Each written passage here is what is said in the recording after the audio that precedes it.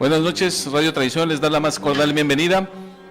Esta noche vamos a seguir con la segunda parte del programa anterior, que dan las 7 áreas en la formación de nuestros hijos. Vamos a enumerar, vimos el área alimenticia, el área religiosa, el área lúdica también, la normativa y la afectiva, y nos quedaron pendientes 2, la académica y el carácter, de las cuales vamos a hablar en este momento. Saludo al padre Luis Márquez, al señor Roberto Miramontes, y también darle la bienvenida al señor Luis Hernández. Sí, muchas gracias. Para empezar con lo del área académica, pues podemos pensar en varias cosas como la vocación. El área académica nos va a ayudar a pensar a qué nos vamos a dedicar más adelante. En el caso de los hijos, que pues uno puede decir, bueno, tiene 5 años, ¿cómo vamos a empezar desde ahorita a qué se va a dedicar? Sí, pero ya desde los 5 años uno le ve cualidades, le ve talentos, que uno dice, bueno, este es muy bueno para los deportes, o muy bueno para dirigir a sus amiguitos, o para dibujar. Algún talento tiene, tal vez musical, tal vez artístico, tal vez de dirigir, no sé. El caso es que desde muy pequeños ya se pueden ir orientando. Pero ¿cómo lo vamos a orientar si no lo conocemos? ¿Cómo lo vamos a conocer si no le damos tiempo para convivir con los hijos? Entonces esto nos lleva a pensar en programas anteriores que vimos eso, ¿no? Los retos que tiene la familia el día de hoy, actualmente, y una de las cosas es eso, que no les dedicamos tiempo a la familia. Estamos dedicados de lleno al trabajo, a otras actividades, inclusive de sociales, no sé, pero no le damos tiempo a los hijos. Si no hacemos eso, no vamos a convivir con él y por lo tanto no vamos a conocerlo. Y si no lo conocemos, ¿cómo lo vamos a poder orientar si no sabemos cuáles son sus talentos? Entonces eso es por una parte, y por otra pues también hemos de considerar el fin último, que no se nos escape de la vista. ¿Cuál es el fin último de todos nosotros? Para el cual hemos sido creados. Dios nos creó para conocerle, amarle y servirle en esta vida, y poder verle y gozarle en la otra. Si le conocemos, le amamos bien y le servimos bien. Estos sencillos principios nos van a ahorrar muchos dolores de cabeza y mucha desorientación. En la juventud se presenta mucho esto, ¿no? Las crisis existenciales. Y cosas básicas o muy comunes en mucha gente que tiene esas crisis existenciales es, en el fondo dicen, ¿de dónde vengo? ¿A dónde voy? ¿Qué voy a hacer de mi vida? Esos 3 aspectos, puede haber más, pero pues básicamente podemos reducirlos a esos 3, que vamos a ahorrarles crisis existenciales a mucha gente si toman en cuenta para qué nos hizo Dios. Eso es fin último. Pues bien, el orientar a los hijos a qué se van a dedicar más adelante es un fin intermedio. Si va a ser maestro, si va a ser mecánico, si va a ser licenciado, a lo que se dedique él es un fin intermedio que siempre tiene que estar subordinado al fin último, porque si no le va a traer terribles desgracias. Llegar a escoger la vocación porque aquí se gana mucho dinero, pues ya no está tomando en cuenta sus aptitudes, sus cualidades.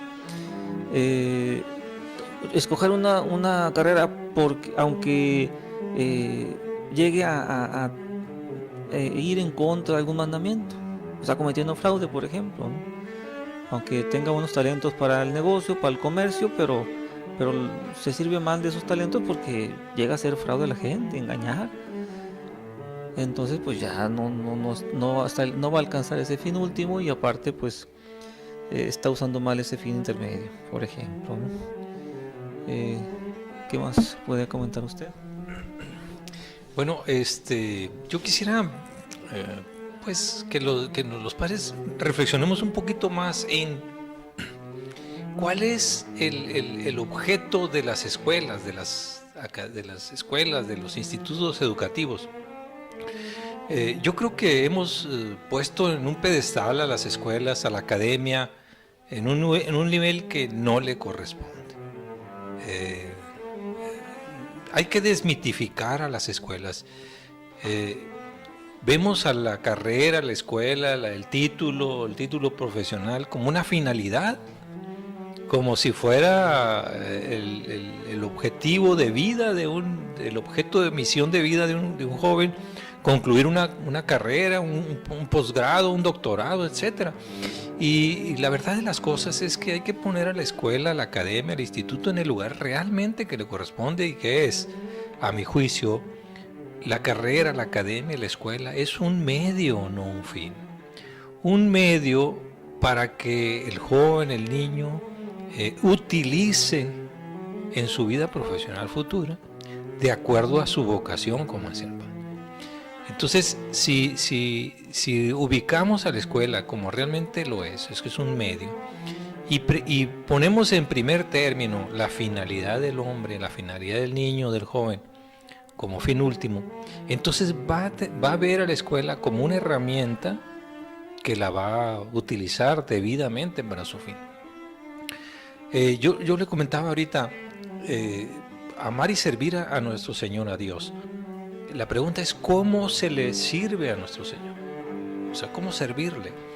Y en nuestra vida social, la forma de servir, es sirviendo al prójimo, ¿sí? Con amor, con dedicación, con entrega, con lo mejor de ti. Y en ese servicio de amor al prójimo por amor a Dios, pues estamos cumpliendo con el fin. ¿Y cuál es la actividad que vamos a amar más? Pues la que está de acuerdo a esa vocación, a esa inclinación natural que tiene el niño. Entonces aquí la idea, uno, si descubrimos el fin último, o lo identificamos, el niño que lo identifique, sabrá que su fin intermedio, que es la profesión, sirviendo al prójimo, pues va a cumplir con su fin último. Entonces, ¿qué es la escuela? ¿Qué es la institución? ¿Qué es la universidad? Pues son las herramientas que va a utilizar para ese servicio. Y entonces ubicamos al niño, al joven, en la real posición que tiene la escuela. Y que la use, no que sea un fin. Entonces aquí, miren, muchos profesionistas que han tenido el apoyo de sus padres, profesionistas de éxito, que aman su profesión, aman al prójimo y se entregan al prójimo en cada profesión, tuvieron su origen en el apoyo de los padres, en el apoyo y comprensión de los padres, cuando identificaron esas cualidades, esas aptitudes naturales que son dadas por Dios. Pues ¿de dónde vienen? Son dadas por Dios, son dones de Dios que instala en cada uno de nosotros, y que los padres de familia, con esa agudeza que tenemos al conocerlos, las vamos identificando y creamos, como lo han hecho muchos grandes hombres, creamos un ambiente propicio para que florezcan esos talentos, esos dones. Y entonces al impulsar, no imponerle, fíjense que es muy diferente, no imponerle, sino crear el ambiente para que ellos mismos vayan desarrollando su aptitud. Y como es natural la aptitud, crece y florece. En síntesis, lo que yo digo es, vamos ubicando la escuela como una herramienta que va a ayudarle, que no es la única, que va a ayudarle al joven, al niño, a lograr su fin último. Y con eso, pues creo yo que va a ser mucho más feliz, va a amar su profesión, ya no va a ser un trabajo, ¿no? O sea, el trabajo, el San Lunes, el viernes de descanso, ¿no? de la esclavitud, sino que va a ser verdaderamente retador su profesión, ¿verdad? Sí, bueno, buenas noches a todos. Pues sí, retomando el punto de la vocación y del fin último. Como dicen, si no tienes un rumbo, pues cualquier viento es bueno. O sea, ¿verdad? Entonces, yo creo que muchas veces lo que ha pasado es que hemos perdido el rumbo, que es el fin último. Al final de cuentas, los que tenemos la vocación de formar una familia, ¿cuál es el fin de la familia? Pues formar al mismo tiempo también adoradores de Dios que a la vez si no escogen la vida, el camino religioso, van a formar una familia. ¿Y cuál es el fin último de ellos? Pues también formar adoradores de Dios. Al final de cuentas estamos buscando que la mayor parte de la creación se salve y esté en la gloria, gozando a Dios. Entonces dices, bueno, ¿para qué vas a estudiar? Para hacer mucho dinero. Esta carrera te deja mucho dinero, o esta carrera pues es tu vocación y vas a ser muy feliz porque vas a hacer lo que te gusta. Pero ese es el fin último. O sea, hacer lo que te gusta, pero nada más por hacerlo o por estar satisfaciendo tus, vamos a decir, pues lo carnal aquí en el mundo. Pues no, ¿verdad? Si se fijan en el fin último, que es salvar tu alma, y si creaste una familia, entonces quiere decir que decidiste que vas a tener hijos para que ellos salven su alma y para que a la vez si ellos tienen una familia también, entonces va a ser su hijo. Ya vas a comentar, ¿verdad? A tu hijo, ¿para qué vas a estudiar? O sea, es el fin intermedio, que lo que escojas estudiar o a lo que lo encamines tú, al final de cuentas va a servir para salvar esa alma, la de él y la de su familia. Y entonces, si vas a estudiar medicina, pero vas al final de cuentas, que sea un fin para salvar tu alma, ese estudio de la medicina, ayudar al prójimo, como dijo Roberto, ¿verdad? Buscar investigaciones para que la humanidad viva más feliz, más sana, y al final de cuentas también su paso por este mundo sea más fácil para que salve su alma, ¿verdad? Entonces, en ese sentido, creo que en ese rumbo es más fácil que la persona o el hijo escoja la vocación, pero que siempre tenga en mente cuál es el fin, que es un fin intermedio para salvar su alma. Entonces, vas a ser médico nomás para ganar dinero, entonces vas a promover el aborto, o vas a promover la anticoncepción, o sea, ¿verdad? La planificación familiar. Eso te va a llevar a ganar el alma. Y así hay muchos paradigmas que estamos viviendo hoy en día. Por ejemplo, dicen, hay que mandar a mi hijo a estudiar lejos. O inclusive me dije, no, pues se ganó una beca y mi hijo está en Alemania, o mi hija la voy a mandar a Canadá. A lo mejor la muchacha tiene 17 años, 18 años, va a estar viviendo sola. O sea, si se pone de novia, ¿cómo va a ser vigilado ese noviazgo cuando esté sola? Entonces, al final de cuentas, el fin que es tener ese título que estudió en el extranjero, pero ¿y su alma? La formación de su familia, después tendrá la oportunidad de formar un matrimonio santo, cristiano, para a la vez también que sus hijos sean adoradores de Dios, con esos tropiezos que nosotros mismos como padres le estamos, lo estamos ahorillando a eso, fijándonos nada más en el estudio por el fin, como fin último, ¿verdad? Creo que eso sería importante, no perder de vista ese fin último para la decisión de la vocación de los hijos, y creo que al mismo tiempo, pues al final de cuentas van a lograr la felicidad, que es salvar su alma. Sí, el problema de la academia es que las escuelas ahorita ya no están diseñadas para esa formación, ¿no? Y también muchos papás, que también hablamos, como dijo el padre hace rato, de los retos de la familia, que muchos papás tienen carencias en su preparación. Entonces queremos los papás que en la escuela se dé educación. Pensamos que si los dejamos, ahí los van a educar. Pero en la casa es donde se da la educación formativa. Por ejemplo, estamos hablando de las virtudes, de las buenas costumbres. Ya hay niños que ordenan, ¿no? A ver, sírveme agua, ¿no? Sírvame agua, ¿no? O sea, ya no existe el por favor, ya no existe el gracias, ya no existe buenos días, buenas noches. Todas esas cuestiones las estamos perdiendo. Pero todo viene porque tenemos la carencia de preparación.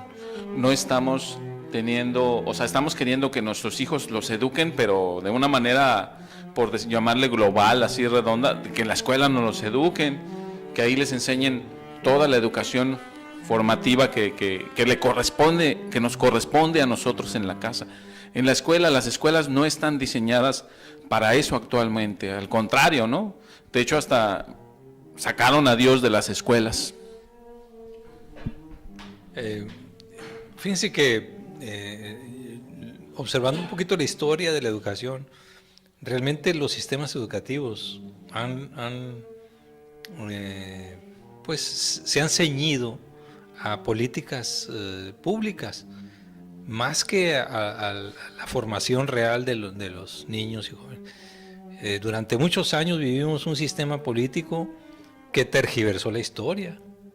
O sea, no se daba más que una línea histórica, y la otra línea, la historia más profunda, de mayor investigación, era oculta. También se educó para que los niños y jóvenes se formaran como empleados. O sea, eran ejércitos y salieron ejércitos de empleados, y los empresarios pues eran un núcleo muy reducido de la población que generaban riqueza. Entonces, la educación ha sido diseñada, consciente o inconscientemente, a mi juicio que fue muy conscientemente, para ser ejércitos de empleados. Cuando que la creación de riqueza se da en las pequeñas y medianas empresas, lo que hablábamos la vez pasada, como una sugerencia de generar en lo económico, generar patrimonio, pues patrimonio que resuelve el problema económico. Entonces, la escuela no está hecha, los sistemas no están hechos para que los jóvenes y niños sean independientes, autosuficientes y generadores de riqueza, ¿no? Entonces, el fomento a la lectura realmente es ridícula, ¿no? Ridículo. El niño no lee, no se prepara, con trabajo saca los exámenes, pero para sacar una puntuación aprobatoria, no sé qué es lo que se aprueba, ¿verdad? Porque las evaluaciones distan mucho de ser algo indicador del conocimiento realmente adquirido. Entonces, insisto en lo mismo, hemos puesto a la escuela, a la academia, en una posición que no le corresponde, y los padres de familia, pues hay que retomar la formación integral científica, profunda, crítica, reflexiva, analítica, que son las condiciones para que un niño pues tenga una formación mucho más completa, más fuerte, ¿no? Y así, teniendo una formación más fuerte, pues también tendrá un carácter mucho más fuerte. Sí, otro aspecto que se puede considerar es el fomento de la lectura, que ayuda pues a pensar mejor, pero si está muy saturado el niño o el joven de los medios electrónicos, pues no va a querer leer. Va a ser lo mínimo que pide en la escuela y se acabó. Entonces va a ayudar. Son varias cosas que se pueden hacer, se llegan a hacer simultáneamente, ¿no? Que sea menos por ahí vi algo muy gráfico, ¿no? Ya ven que dice ahí Facebook, decía menos Face y más books. Más books, o sea, más libros. Ocúpate de tu tiempo menos en el Face y más en los books, en los libros. Y cuando uno pues se da ese fomento a la lectura, pues se dominan más vocabulario, hay más fluidez en la expresión y sobre todo pues la agilidad mental también, ¿no? En cambio, si está ahí en la televisión o en los videojuegos, pues sucede ese alentamiento, aletargamiento, ¿no? Porque pues uno le da flojera a pensar. Ese es uno de los resultados de el estar mucho tiempo en la televisión o en los videojuegos. Le da flojera a pensar porque todo se lo dan facilito, ¿verdad? Listo nomás para que lo reciba en la mente, ¿no? Entonces pues sería otro aspecto a considerar, ¿no? El que se dé fomento a la lectura, y cómo se va a dar si los papás no leen. Por ahí hay que empezar. Como igual el asunto de no usar tantos medios electrónicos, hay que empezar por el lado de los papás. Una vez se acerca un papá conmigo y me dice: padre, regaña a mi hijo. Y le digo: ¿cómo quiere que lo regañe? ¿Completo o a medias? No, pues completo. Bueno, entonces tengo que empezar a regañarlo a usted. Le digo: ¿por qué? Porque pues si me dice que su hijo no lee, pues es que algo me está diciendo que usted no lee. Si me dice que su hijo ve mucha televisión, algo me está diciendo que usted ve mucha televisión. Entonces usted póngale el ejemplo y va a ver que va a batallar menos porque va a tener mayor autoridad moral para decirle, lee más o lee o no veas tantas de televisión. Entonces ahí está otro aspecto más, el fomentar la lectura con la palabra y con el ejemplo. Si nomás le decimos a los hijos no hagas esto o haz esto otro que debes de hacer, pero no le ponemos el ejemplo, pues no va a tener tanto resultado como si se lo decimos con nuestras palabras, pero también que vean que nosotros lo hacemos, porque si le decimos, es que es muy importante que leas, pero no nos ve leer a nosotros nunca, pues no va a creer que no es tan importante, ¿no? Y asociando esta actividad del fomento de la lectura con la vocación, pues no le demos libracos, ¿no? El primero que a mí me gusta y le pongo ahí, le doy un librazo, ¿no? Tómate este tumbaburro y ponte a leer, ¿no? Fíjense que hay que entender que cada niño tiene una inclinación natural a ciertos temas. Cada niño tiene una inclinación, entonces fíjense bien cómo hay niños que buscan lecturas de fantasía, otros de ciencia ficción, otros novelas, otros biografía. Entonces hay que darle la lectura apropiada, adecuada a su gusto y ahí empezar. Hace algunos años yo leí un estudio de la UNICEF de los niños, pues obviamente el problema de la lectura en toda Latinoamérica, y decían que uno de los principales problemas para fomentar la lectura es precisamente que los padres no leían. Entonces hicieron un estudio, un análisis, por qué los niños leen y por qué otros niños sí leen.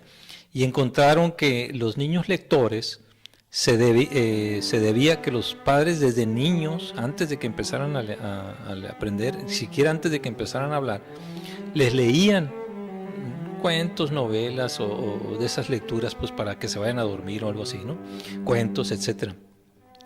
Entonces cuando los padres de familia les leían a sus hijos de niños, poco a poquito los niños ya cuando aprendían a leer y escribir se volvían niños lectores, y eso es un estudio muy en toda Latinoamérica que dio esa luz, ¿no? Entonces, bien dice el padre, o sea, si tú le pones el ejemplo, vas a ser niños lectores o jóvenes lectores. Y insisto, dales las lecturas de su preferencia, no la preferencia del padre, ¿no? Sino la preferencia del niño, la inclinación del niño. Y ahí empezamos a asociar entre el fomento de la lectura y esa vocación que empieza a despertarse, ¿verdad? Miren, yo estoy bien cierto que cuando una persona encuentra su vocación, descubre su vocación, se vuelve un eterno autodidacta. No tienes que andarlo empujando para que lea, porque le gusta tanto ese tipo de lectura que él mismo empieza a buscar y a buscar y a buscar. Entonces, descubriendo la vocación y poniéndole a la mano esos libros apropiados, vas a ser de un joven autodidacta. Sí, y también el fomento a la lectura, viéndolo desde otro punto de vista, es a la lectura. Tu cerebro está adquiriendo información. O sea, es como la computadora que tiene el microprocesador, que es el que procesa la información, pero las memorias están cargándose de esa información para procesar. Si la memoria está vacía, ¿qué va a procesar? Entonces tú puedes decir, usted es muy inteligente, por ejemplo, don César, usted es muy inteligente, vamos a hacer un procedimiento para una cirugía de corazón abierto. Se anima. Porque no tiene, ¿verdad que no? Porque no tenemos no tenemos la información necesaria, aunque nuestro cerebro tiene la capacidad, pero no tenemos la información necesaria para esa ciencia, para esa operación, ¿verdad? Nuestro cerebro no tiene la información de la medicina en esa área. Entonces, si no leemos, así sean nuestros niños muy inteligentes, no tienen la capacidad de la toma de decisiones. O sea, no tienen cómo explotar esa inteligencia. ¿De dónde agarran esa información? Pues de las series ahorita, de la televisión, o sea, de las novelas. Esa es la información que tienen para procesar. Y que, o sea, no procesan nada más esas imágenes o esas ideologías que están nada más viendo en esos programas. Entonces es otro riesgo de no leer, que tampoco tienes información para tomar buenas decisiones, ¿verdad? Para ser crítico. Ese es un riesgo del fomento a la lectura, porque además de que no leen, pues tampoco se ve, ahorita hay otros medios, ¿no? Como conferencias en YouTube, etcétera, pero los jóvenes no están tampoco haciendo eso, o sea, no están adquiriendo información ni en la lectura, pero tampoco lo están supliendo la lectura por cualquier otro medio sano, salvo la televisión, que bueno, siempre ha estado ahí, pero con las deficiencias que ya conocemos. Fíjate que lamentablemente estamos creando generaciones del Homo videns, no del Homo reflexivo, ¿no? O sea, todo lo que sea visual, bien, pero todo lo que sea reflexivo, analítico, de mover el cerebro, ¿no? De pensar, de ser crítico, pues está quedando en la nada, está quedando en lo que vemos, no en lo que analizamos y sintetizamos, ¿no? Entonces todos los procesos mentales y de aprendizaje pues pasan por todo un proceso, ¿no? De recuperar información, analizar, sintetizar y sacar conclusiones propias. Entonces ese proceso mental inteligente, crítico y reflexivo se está quedando en la nada. Y miren, todas nuestras generaciones que son videns o homo videns van a quedar como simples empleados, ¿sí? Esclavos de los que sí leen, o sea, de la gente que está está preparada, que va más allá de lo que le enseñan en la escuela y tiene una mentalidad mucho más abierta, más amplia, más crítica, con mayor criterio. Entonces, pues, si quieres que tus hijos sean empleadotes, ¿sí? Burócratas, pues sigue generando chavos videns, ¿no? En lugar de reflexivos y críticos. Sí, también cuidar todo lo que leen, ¿no? Porque, por ejemplo, hay niños aquí que, por ejemplo, tengo varios ejemplos. Había un niño que se le estaba enseñando a leer y se las hace ejemplos de lecturas, pero son lecturas muy cortas, ¿no? Digamos de la lectura de más o menos la mitad del cuaderno, de una hoja de cuaderno profesional, y le decía, a ver, vas a leer esto, y decía el niño, ¿todo eso? ¿No? Entonces, o sea, vean desde ahí cómo ya está muy perezosa la situación. Y luego también, cuando alguien que no está acostumbrado a leer, que dice, yo ya voy a empezar a leer. Ah, sí, ¿qué vas a leer? Pues el Confesiones de San Agustín, ¿no?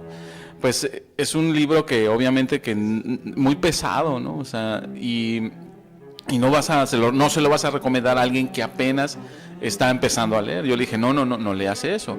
No, ¿es malo? No es que sea malo. De hecho es que te va a cansar o te va a indigestar, por decirle de alguna forma, y no lo vas a terminar entendiendo y vas a terminar odiando leer, ¿no? Okay, exactamente. Y, por ejemplo, también, como decía hace rato Roberto, ver cuál es su inclinación a la lectura. Por ejemplo, mi hijo, el más chiquito, toma libros y pues ahorita está empezando con los dinosaurios, pero me gusta mucho que él ojea él por sí y pásame el libro, ¿no? Y luego él se pone ahí dizque, a leer y todo, ¿no? Pero ya ese gusto por el libro, pues ya como que ya lo empieza a presentar y pues sí. También hay memes ahí donde está una imagen de una señora con su hijo con el celular y al lado está una señora con su hijo y ambos tienen un libro. Y la señora del celular está preguntando a su hijo, oye, ¿y cómo le haces, no? O sea, ¿cómo le haces para que él lea, no? Y si la señora tiene el celular y el hijo tiene el celular y del otro lado ambos están con el libro. Entonces, nosotros somos el ejemplo, ya lo dijeron los demás. Y si nosotros no leemos, pues ¿cómo vamos a querer que los demás lean? Un pequeño comercial, yo creo. En una ocasión tomé hace muchos años un curso de lectura rápida y sí lo recomiendo. Hay muchos, ¿no? He visto muchas propaganda acerca de esos cursos. No sé si todos sean iguales, pero el que en lo personal tuve la oportunidad de tomar, sí lo recomiendo. Sí son buenos para fomentarla. Sí, porque empiezas a leer mucho más rápido, entonces, porque al final de cuentas es información lo que quieres, entonces entre más rápido estás captando la información, es más interesante, ¿no? Se vuelve menos tedioso. Son caritos, pero sí es la oportunidad y sí valen la pena. Y la otra es que tenga una aplicación. O sea, muchas veces podemos descargar lo aprendido por ejemplo, en cuadros sinópticos, en estructura. Yo le llamo estructurar el conocimiento. Cuando una persona, pues sobre todo si son adultos o jóvenes, leemos un libro y empezamos a tomar las notas importantes del libro, hacer un cuadro sinóptico, una nota, yo le llamo notas importantes, así saco yo conocimiento, y después volvemos a leer esas notas, refrescamos y encontramos nuevo conocimiento que quizá pasó desapercibido. Otros niños pueden graficar, otros niños pueden dibujar. Entonces, la aplicación práctica de la lectura ayuda mucho a fortalecer el conocimiento, ¿cómo le llaman? A fijar el conocimiento y queda para la memoria más fuerte. Entonces, bueno, pues hemos redundado mucho en la lectura, pero lo mismo pues pasa y porque de ahí se deriva con las matemáticas, biología, físicas. Si un niño lee, pues va a aprender las otras ciencias muy fácilmente, ¿no? Porque va a tener ese hábito de lectura tan bueno. Bueno, pues ya nos extendimos aquí. Vamos a pasar al siguiente punto, a la siguiente área, que es el área de carácter. Por ejemplo, los hábitos que debemos desarrollar en los niños. Sí, y es importante porque alguien podrá decir, se parece a la inteligencia emocional, ¿verdad? Porque va a decir, pues, fíjense nomás, si hay conocimiento pero no hay carácter, ¿qué va a pasar? Ahorita, actualmente hay personas muy inteligentes que no tienen trabajo. ¿Por qué? Porque no tienen carácter. Van a un trabajo, se presentan y el otro dice, pues no, y se va, ¿verdad? Entonces, el carácter le va a ayudar muchísimo a eso, ¿no? A que sean muy inteligentes, pero también sepan usar varias habilidades, ¿no? Como la justicia, la prudencia, y esto se va a dar pues de acuerdo a la formación que reciban en casa, ¿no? En la escuela le van a enseñar matemáticas, español, muchas cosas, pero esto no se lo van a enseñar.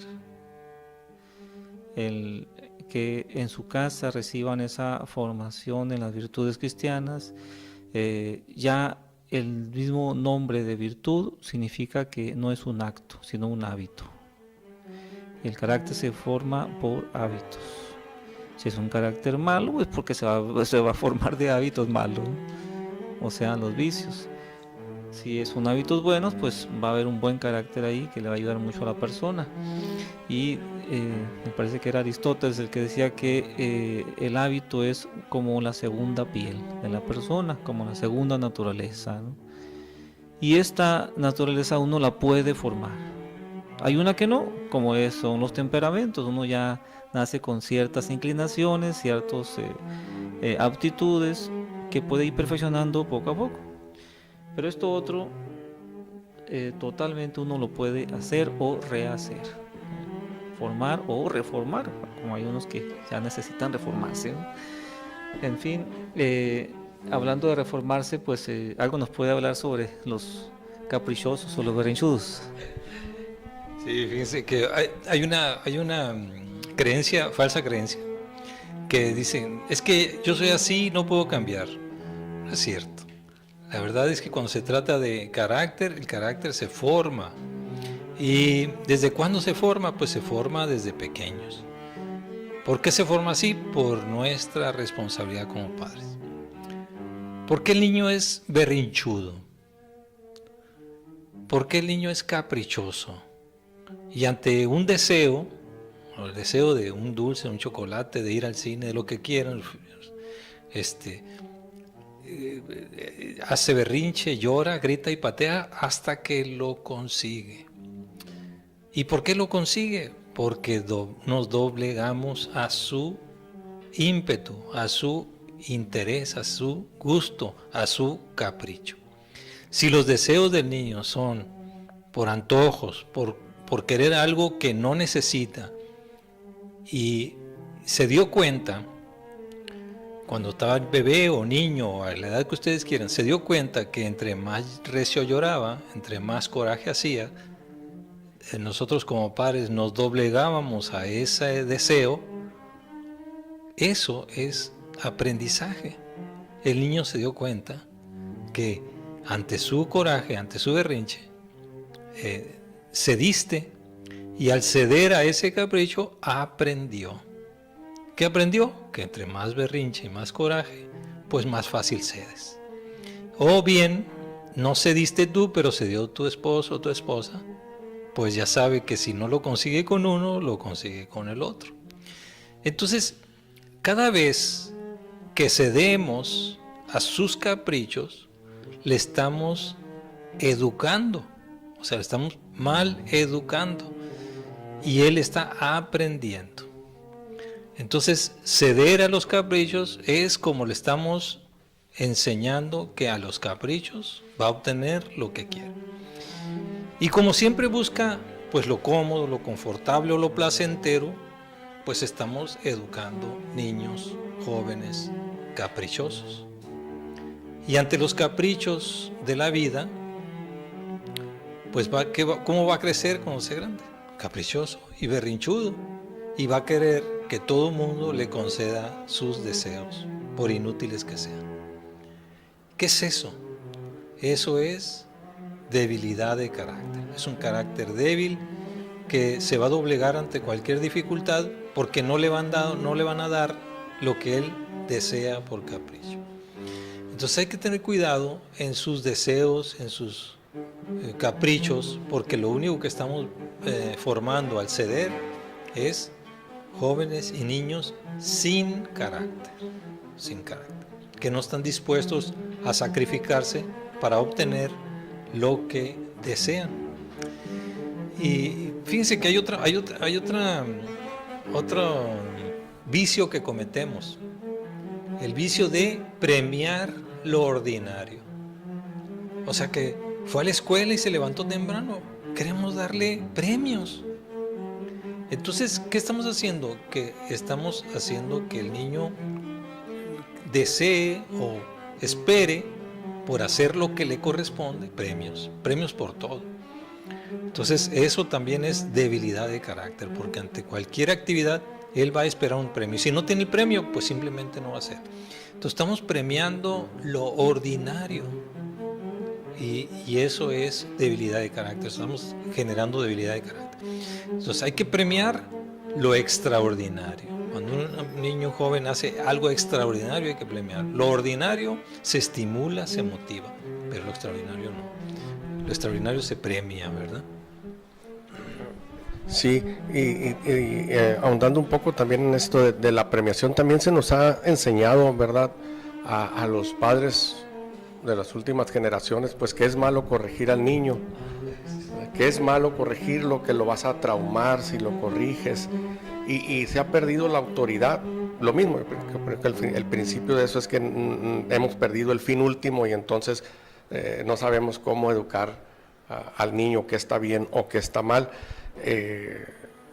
Hay un ejemplo muy, yo creo que todos lo hemos vivido, que está el niño portándose mal en un lugar público y le dice a la mamá, el policía te va a regañar. ¿Y por qué el policía? Si es la primera obligación de la madre corregir, el policía lo va a regañar cuando tenga 18 años y lo va a meter a la cárcel. O sea, pero el Señor te va a regañar. O sea, porque como que nos han enseñado que nosotros lo podemos traumar, ¿verdad? Entonces, pero no, o sea, están, como dices tú, la premiación positiva o inclusive el castigo. Por ahí hay un libro, en una ocasión me tocó leer, hablaba del reforzamiento positivo, que es el premio, y el reforzamiento negativo, y diferenciaba reforzamiento negativo a castigo. Decía, castigo, pues es una consecuencia negativa que no gusta, pero el castigo es cuando no le avisas al niño o a la persona la consecuencia, y entonces ahí sí puede que te agarre rencor porque no le avisaste. De pronto, pum, ahí te va el castigo, ¿verdad? Es hasta un resentimiento. Sin embargo, si tú le dices, si te portas bien, este va a ser el premio, o sabes que no va a haber premio, si te portas mal, tu consecuencia negativa va a ser esta, pero le avisas. Entonces ya cuando el niño o la persona hace esa consecuencia, pues ya sabe, entonces ya no tiene que echarle la culpa al papá, sino él solo dice, pues yo la regué, ¿verdad? Entonces ese es otro método, ¿no? De sí se puede castigar, o en este caso dar un reforzamiento negativo, como decía este autor, ¿no? Entonces hay que avisarle, nada más ponerle claras las reglas, ¿verdad? Es como uno ya sabe si se va a pasar el alto que le van a poner una multa. Entonces si se pasa y está consciente que se pasó el alto y lo agarró el policía y es justo, pues ni modo, me cachó, ya no le agarras coraje. Pero si de pronto es una injusticia donde tú ni sabías si el policía te va a dar un castigo que no está escrito, pues ahí sí es el rencor, ¿verdad? Por ahí leí algo que decía de las generaciones pasadas, que cuando los maestros nos daban con las reglas y que los papás nos corregían, nos daban nuestras correcciones, dicen que estamos enfermos de buena educación. Entonces, fíjense cómo ahora, precisamente lo que hablaba, reforzando lo que decía el ingeniero, que ya no corregimos a los niños cuando hacen algo indebido, o es nada más el bájate de ahí, ¿no? Me acuerdo una vez una escena de un niño que estaba haciendo un berrinche ahí en un restaurante. Y pues llegó un carro que le gustó al niño, ¿no? No era el de los papás, pero le gustó al niño. Entonces el niño se quería subir ese carro. Y estaba ahí una señora ahí, ahí venían varias personas juntas, ¿no? Y en ese grupo era el niño se quería subir a ese carro porque el carro le gustó, ¿no? Y la mamá le decía, no, bájate. Y empieza a hacer un berrinche, pues fue una escena bastante incómoda. Y no podían bajar al niño, entonces una señora de las que venía con la otra señora, le dice, oye, los hijos se educan en casa. Entonces la señora se quedó callada, o sea, ya no pudo decir nada.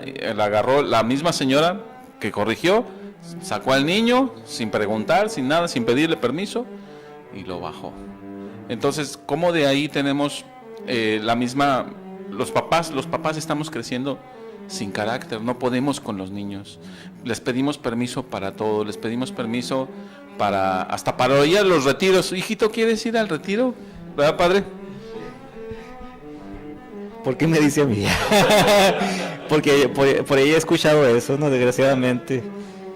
Yo les ponía un caso hipotético a los papás, porque pues así le decían para el retiro, y le decía yo a los papás, ¿qué pasaría si le dice a su hijo de repente, no quiero ir a la escuela esta semana? ¿Qué va a hacer usted, papá? Y pues se quedaban ellos, no, pues yo lo mando porque lo mando. Entonces ese caso hipotético, y después ya no fue hipotético, ya después me lo topé como caso de la vida real. Entonces ahí el pedirle permiso a un hijo es tratarlo como superior, y si lo trata como superior, pues no le va a poder mandar y no lo va a poder corregir. Siempre le digo a los papás que ustedes no tienen, si ustedes lo tratan como si sus hijos solamente tuvieran derechos, pues lo están tratando como si fueran un rey. Ustedes no tienen hijos, tienen reyes. Entonces, porque derecho para todo, derechos de los niños, derechos de los jóvenes, puros derechos. Entonces no tienen niños, no tienen hijos, tienen reyes, que aunque le digan así de cariño, mi rey para acá y mi rey para allá, no son sus reyes, son sus hijos. ¿Qué pasaría si solamente tuvieran obligaciones? No tuvieran hijos, tuvieran esclavos. Pero deben de tener bien claro que ni reyes ni esclavos. Ustedes tienen hijos, con derechos y con obligaciones. También sí quieren, con eso de que dicen, papá no me puede decir eso porque le voy a hablar a la policía. Y muchos papás doblan sus manos y hasta su cabeza, ¿no? Decía un señor que los papás que son así, dice, pues no hay ninguna diferencia entre los papás así y la alfombra, siguen por lo mismo, para pasar por encima de ellos. Y así los hijos pasan por encima de ellos. Pero hay papás que no pierden su carácter estamos hablando del carácter, ¿verdad? Entonces, papás que no pierden el carácter ni el sentido común siquiera, y le han dicho a los niños, sí, háblale a la policía para que venga, y a mí me van a meter a la cárcel porque te estoy corrigiendo, te estoy diciendo tus obligaciones como hijo de familia, y como dice que tú nomás tienes puros derechos, y pues voy contra tu dignidad de ser humano, pues bueno, me van a meter a la cárcel. ¿Y a ti dónde te van a llevar? Aquí en Hermosillo hay uno que se llama una CARI, no sé en otros lugares cómo se llamen, pero haga de cuenta que es una casa hogar para niños, de padres desnaturalizados o que tratan muy mal a sus hijos y todo eso, ¿no? Entonces te van a mandar a la casa hogar y ahí vas a ver cómo te va a ir allá, ¿verdad? Entonces, papás que le han dicho así a los hijos, no, calladitos los hijos, ¿no? Ya no sale con esos chantajes porque pues todo se reduce a eso, ¿no? Es un vil chantaje para que los papás ya no les digan nada. Entonces, no, compórtense papás con carácter. Si en otro tiempo llegaban a decir que la autoridad era muy dura, no, eran muy duros. El niño robaba algo y agárrele a las manos y quémelas en el comal, así. Porque algunos papás hayan hecho eso, no significa que todos lo hacían. O sea, se ha llegado a exagerar ese punto para decir, es que antes eran muy duros, muy autoritarios, muy... Entonces, ¿qué hacen ahora? Que se van al otro extremo, pues. No les digas nada, que se van a traumar, como dijeron ahorita, que los niños tienen derechos, pero ¿qué pasa? Se están yendo a cuál extremo. El que no usen de su autoridad que ellos tienen, ¿verdad? Porque si ellos son procreadores, o sea, padre de familia es porque son procreadores, Dios les participó ese poder único, exclusivo de Él, de Dios, de crear un nuevo ser, pero pues les ha participado los papás de que creen junto con Él un nuevo ser. Junto con eso hay otra cosa más, otra responsabilidad grande más también, que es que les ha participado de su autoridad. Dios no les manda directamente a los hijos, hagan esto, hagan aquello, sino que les puso ese cuarto mandamiento: honrarás a tu padre y a tu madre. Entonces les ha participado de esa autoridad que los papás deben de usar bien, porque es otra cosa que les digo a los papás, es que si usted corrige a su hijo, si usted castiga a su hijo con mucho coraje, se enojó porque se portó mal el hijo, entonces ahí va el cintarazo, ahí va el regaño y va la palabrota. Entonces distinga muy bien cuando está descargando su enojo sobre él y cuando realmente lo está castigando. Que sienta coraje porque se portó mal, bueno, pero usted se controla, mide sus palabras y le dice, pues nomás van a ser 2 meses de castigo. Pues se lo está diciendo hasta sin gritarle, ni una palabrota y ni un grito. Pero papá, ¿por qué 2 meses sin celular? Bueno, porque me está gritando de grosero, van a ser 3 veces y vea cómo le va a bajar. Pero pues uno, no sé, pierde los estribos, eso mismo hace que se ciegue la mente y no piense uno bien, pues. Y después uno de que descarga toda su ira sobre los hijos, ya después ellos andan como si nada y uno amargado todo el resto del día, ¿no? Entonces piense desde ahí el papá, que cuando el hijo se porta mal, el problema es del hijo, no de usted. ¿Ya? Entonces, partiendo de ahí, va a ayudarle mucho el que controle bien su enojo. ¿Ya? De que si el hijo se porta mal, el problema va a ser de él, no de usted. Usted piense cómo le va a hacer para que sea proporcionado la corrección o el castigo. Si hace eso, pues entonces sí va a estar corrigiendo justamente. Pues si se deja llevar de la ira, no va a estar corrigiendo de acuerdo a lo que ellos hicieron, sino va a corregir de acuerdo a su enojo, su coraje. Y ahí siempre uno se le pasa la mano o las palabras.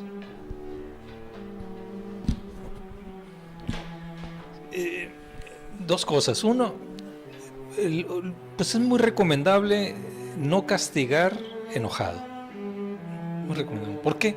Porque perdemos la proporción del castigo, de las circunstancias y de la empatía, ¿no? O sea, no conocemos o no identificamos por el estado emocional que hablábamos la vez pasada.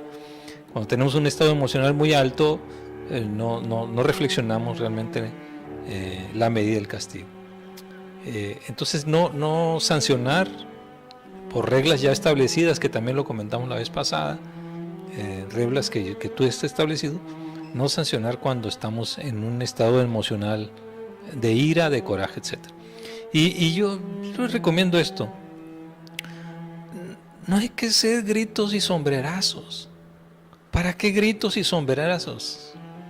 Lo único que provoca los gritos y sombrerazos es que nuestra ira, nuestro estado emocional se eleve y se eleve más. Entonces la recomendación es aquí: si estás muy enojado, muy coraje, pero no apliques la sanción en ese momento. Dile: mañana te vas a, o a la tarde te digo cuál es la consecuencia, no el castigo, la consecuencia de tu falta. Y bueno, ya que estés con más serenidad, que tengas una reflexión muy clara y que hayas escuchado cuál es la circunstancia de él, porque hay que escucharlo. Sí, y comentarlo con la esposa, en el sentido de cuál es el nivel de responsabilidad del joven, o sea, hasta dónde, o del niño. Cuál es la malicia, porque hay faltas, y es otra cosa. Hay faltas de los niños y los jóvenes que no son por malicia, sino son por torpeza, por descuido, por lo que ustedes quieran. Entonces, hay que medir la malicia de la falta. La edad, la malicia, el sexo, son cosas que hay que considerar para aplicar una sanción justa. Y sin gritos ni sombrerazos. Gritos y sombrerazos lo único que hace es ofuscar y cerrar los oídos a lo que dices. ¿Cuál es la mejor forma de que la sanción quede como un aprendizaje? Porque es lo importante: sancionemos para siempre, para que no se vuelva a cometer, para que quede por siempre, pues, para que quede como un aprendizaje de que lo que hizo está mal y es una responsabilidad la que tiene que... Es muy simple, y por simple me da pena decirlo. No hay como la firmeza.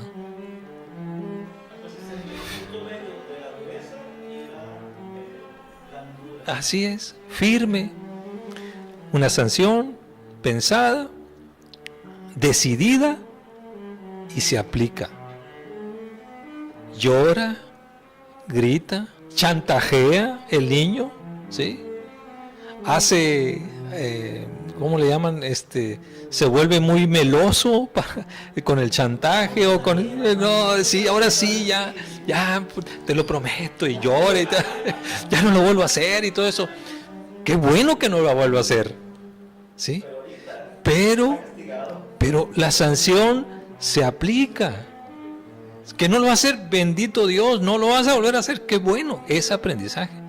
Pero no cedas al chantaje, no cedas al berrinche, no cedas a las lágrimas, no seas al pobrecito, ya está castigado, algún lamento que tú sientes, que crees que estás obrando mal, pobre, qué malo yo que estoy sancionando, no, qué bueno tú que estás sancionando, porque sancionas para que aprenda. No sancionas para que se sienta culpable el niño. El niño, el joven no es culpable, es responsable. Y responsabilidad es responder, bien, responsable de responder a los actos. Entonces, cometió una falta, debe de responder. No es culpable, es responsable. Entonces, no cedas, porque ceder es lo mismo. El aprendizaje del joven, del niño, dice, pues si lloro, si me pongo meloso, va a ceder y va a hacer, pues quitan la consecuencia. Y se quita y obviamente el aprendizaje es contrario a lo que tú esperas, ¿no? Es como dos chavos que cometen un error y chocaron, lo que ustedes quieran, y pues el papá gritos y sombrerazos, así que no vas a volver a salir, etcétera, etcétera. Y le dicen uno al otro, aguanta, ahorita se le pasa. Y se le pasa y se acabó la sanción. Entonces, es sencillo. Difícil quizás se oiga, pero es sencillo de aplicar y permanente. Firmeza en la decisión. Y esa es la clave. Para que el niño aprenda, no para que se sienta culpable, ¿no?